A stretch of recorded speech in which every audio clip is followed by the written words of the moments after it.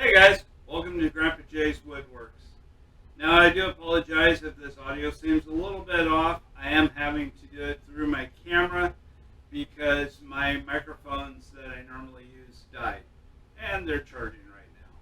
So my shop right now, which happens to be in my garage, is cluttered. I have stuff strewn everywhere, which I'll show you here in just a minute. So one of the things I need to do is start getting myself better organized. And what better way to do that than to actually build myself some good workbenches where I can store my tools, be able to work on things, and just have a better storage system. Over the course of the next several videos, I'm going to be showing you the different areas in which I'm going to accomplish this. The first one being of which is I bought myself a real nice metal drawer set out of an antique store that I really like. So I'm going to build a box frame around it to create a workbench. And I'm going to show you how to do that. Alright guys, as you can see, I have quite the clutter going on here. I just have things piled up everywhere, really disorganized. And I need to be able to have something to where I can actually work on my projects so that I can show you guys for future videos in which you guys can make your own projects by following along what I do. Okay, after making a few mistakes, I first of all thought my drawer system was wider than it really is. So I made the wraparound way too big. I measured it, thought I compensated for the 2x4s I wanted to put on around the outside of it. I made it too short. So now I've gone back in and I've actually measured it out a little bit better and hopefully it goes well. I previously had some video of some of the things, but there again, I lost the audio and also my camera froze up on me. So bear with me. Part of this has already been done.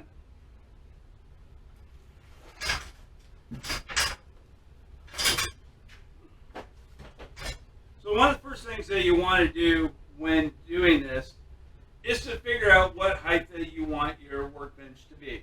I've decided I want mine around 38 inches tall. At least from the lowest point of my garage. Now, being a garage, it does slope because you can't have water pooling up in it. You need it to drain out. So part of the level's going to be a little bit higher, which means that the legs are going to be shorter, and it goes down depending on how long you want your workbench. I'm going to be doing mine in sections.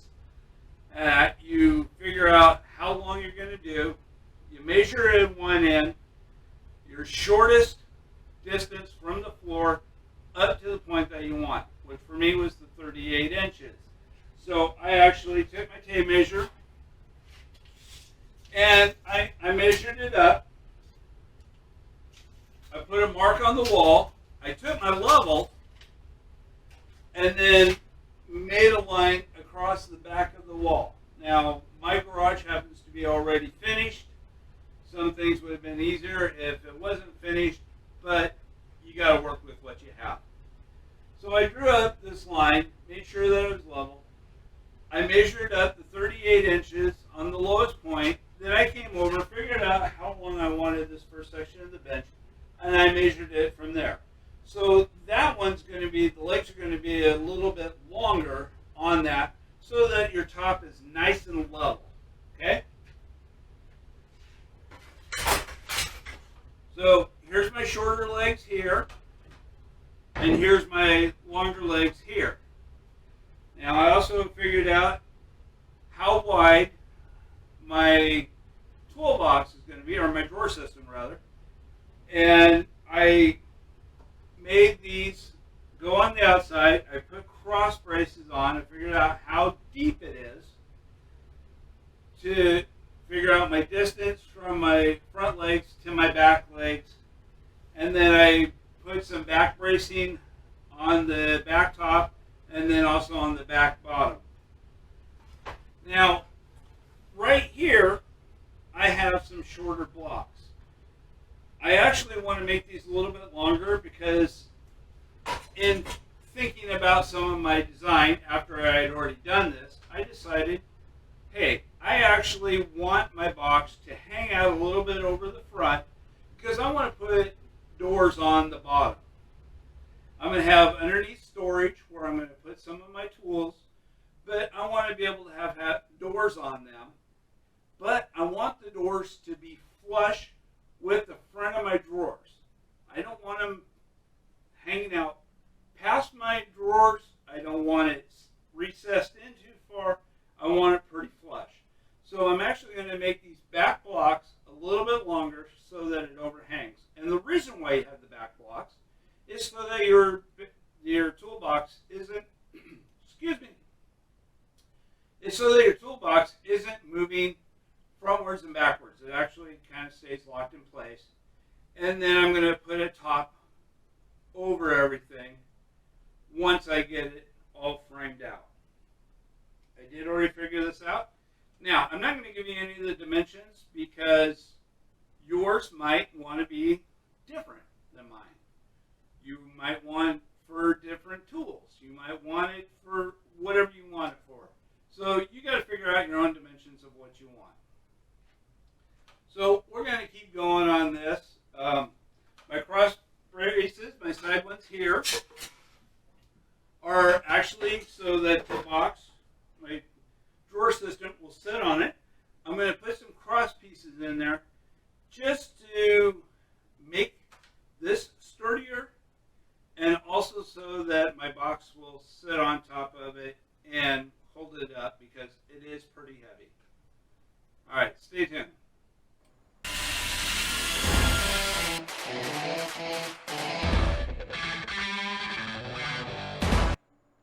Well, strike three. As you can see, I'm getting a little bit frustrated here and confused. As I was making this, I thought I did my measurements correctly, and it turns out that my cross pieces were not level. So I wasn't sure what I was going to do. I also had it to where my legs wobbled, so I thought, well, maybe I measured my legs wrong. I didn't. I actually measured them correctly. I just screwed my side pieces on to where it was all not level. So don't always just use a tape measure. Also use your level to ensure that everything is going to be setting level.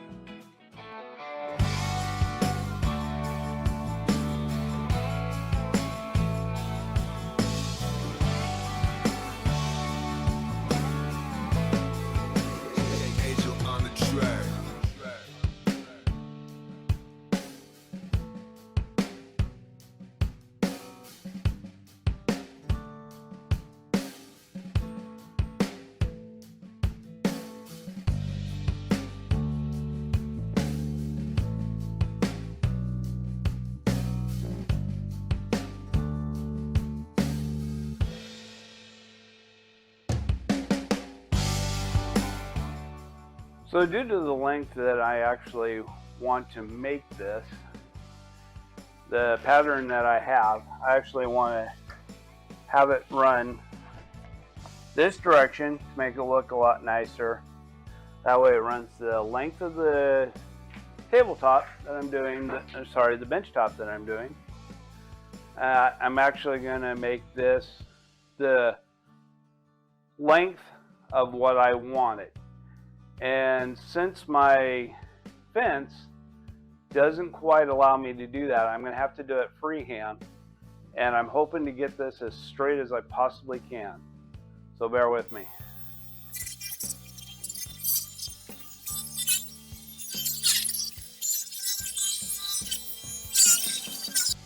So in doing this, I actually made a mistake.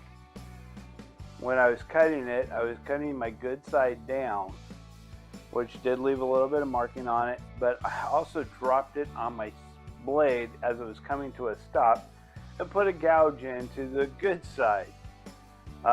Fortunately, where I need to cut it, it's not going to show up as much, and I will put that on the back side of my workbench. That will be a little bit on the hidden side by some backsplash that I'm going to do in a later episode. Then I'm going to use the remainder amount of this one for part 2 of this workbench. Well, actually, it won't even be part 2, sorry.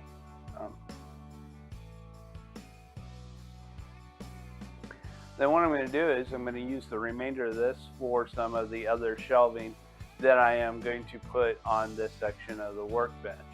And because of the gouge and the fact that it's going to be in a cabinet style setting, you're not going to notice it. It's going to be on the back side. You won't even be able to tell.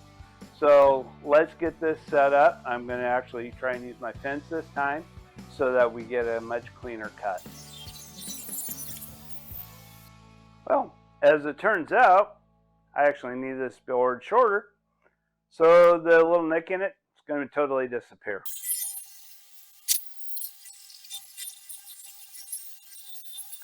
Alright, what I'm going to do now is I'm going to actually put some pocket holes in this so that I can screw on the boards and not have any screws actually showing on the boards.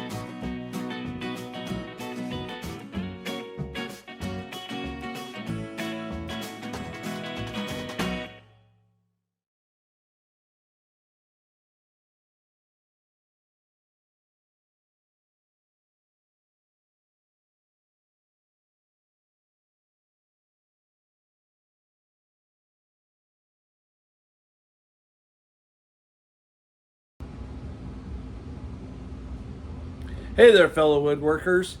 Here's a bit of a safety thing for you. If you happen to be running your table saw and you're ripping down boards, make sure that there's no nails in it or that there's any other loose pieces of wood. Also make sure that you're wearing your safety gear. I happen to have this happen to me. I'm not sure if it was a nail or a piece of wood that came up and sliced me. I was very fortunate that that was the only location that it hit me, not in the eyes, because I wasn't wearing any safety glasses or anything like that to protect myself. So for you guys out there and for future me, make sure that you have all your safety gear on so that something like this doesn't happen to you. See you soon.